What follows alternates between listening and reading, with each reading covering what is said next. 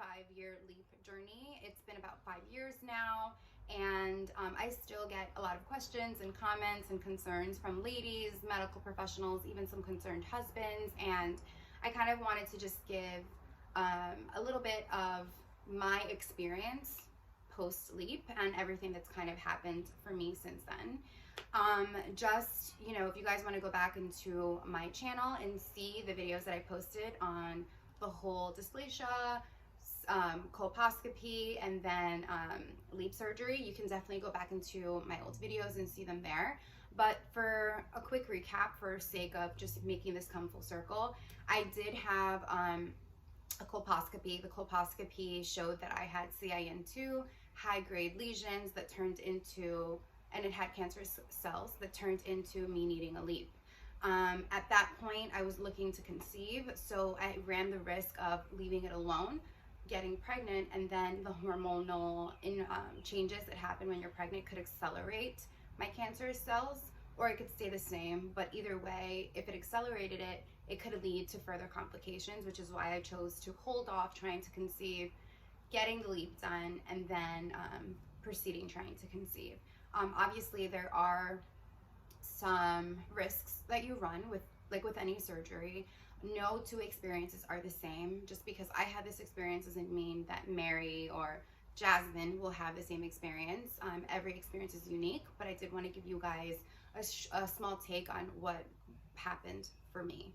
So shortly after my Leep, obviously, like I said, there were some risks. There could be infertility issues. There could be chances that you could miscarry. There could be chances that, you know, you could have pain during sex or painful periods. There's a laundry list of things, and it's different for everybody.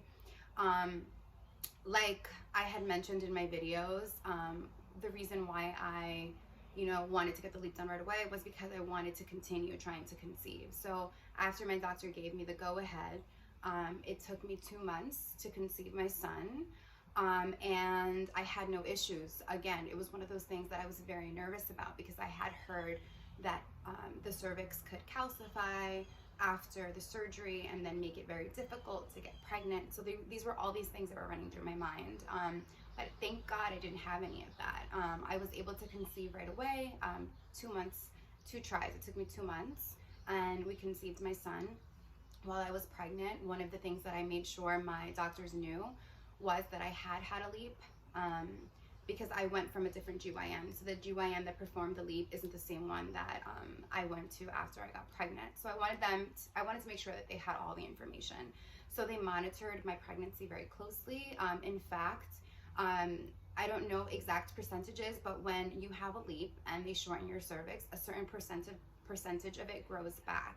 And in my case, my doctors were monitoring my cervix while I was pregnant, and he said that my cervix looked like nothing ever happened to it, meaning it grew back completely and I had no issues.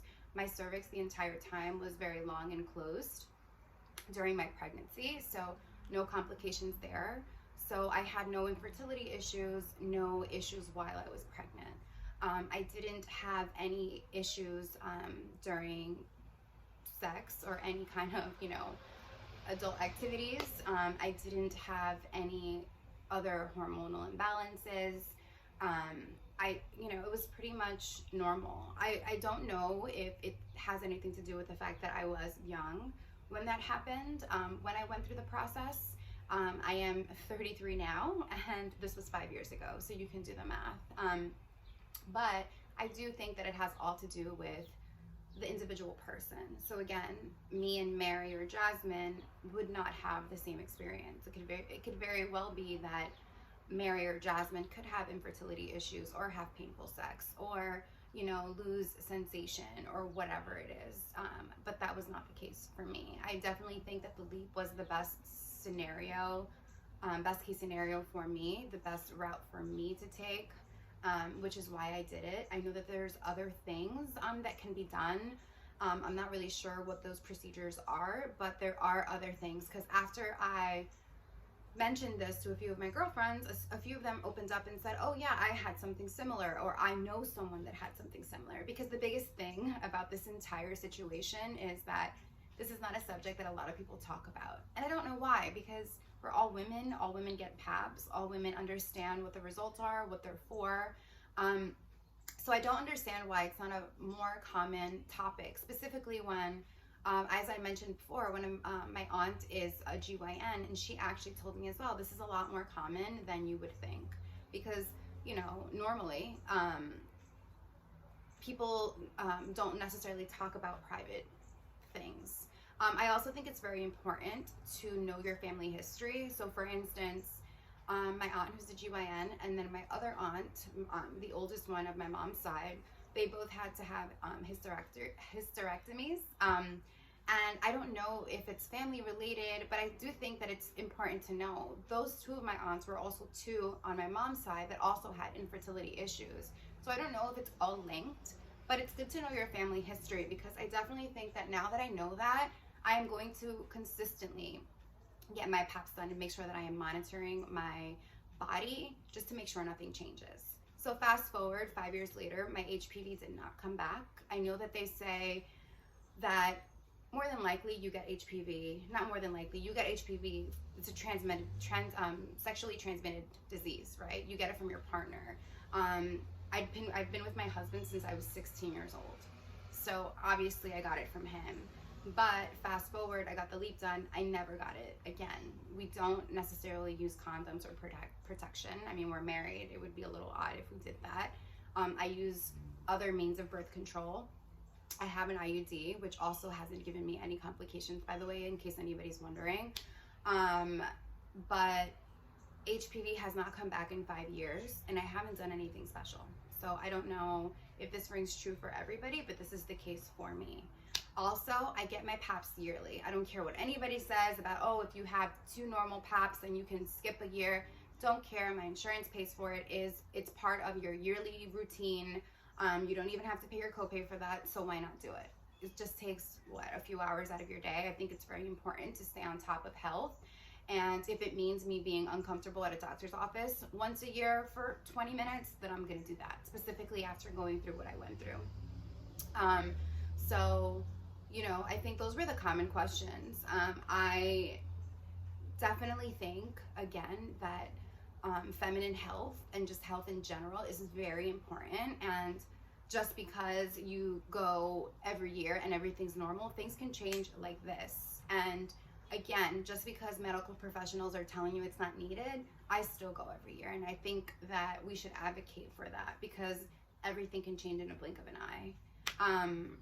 But yeah, I mean, you know, to make this long story short, I, you know, want to say that maybe, you know, I don't know what percentage it is, because I've also, again, heard stories from women that they've had a Leep and it comes back and things like that. And I don't know necessarily why that happens, or if it has to do with medical history or just family history, etc. But in my case, 5 years later, I had a normal pregnancy. My Paps have been coming back normal. I had no issues conceiving. HPV never came back. And 5 years later, I'm still fine. But like I said, I'm still going to continue to monitor myself, go to my yearly GYN appointments, and keep a close eye on it, because at the end of the day, you know, again, health is important, and it's something we should keep tabs on. I hope this helped some of you guys. I hope that this gives you guys some hope. If you're watching this video and you haven't yet had your Leep, just know that there are women like myself that have had Leeps and have gone on to live completely normal lives and have been able to successfully have children and remain HPV free even years later. Again, feel free to reach out to me if you have another question that I didn't answer. I try to answer as quickly as possible whenever I see something, just because I remember the feeling of, you know, just the feeling of being scared and feeling helpless. And it's always helpful to talk things through or ask questions to individuals that have already gone through the process. Not a medical doctor that's giving you a scientific explanation, but somebody who's actually gone through the process. I'm here. Hope you guys are having a great time and staying safe. It was nice catching up, and if you guys have any other questions or want me to do like a Q&A or something like that, leave me questions down below and I can put all the questions together in one video. But yeah, have a great weekend, guys, and thank you so much for listening. Bye.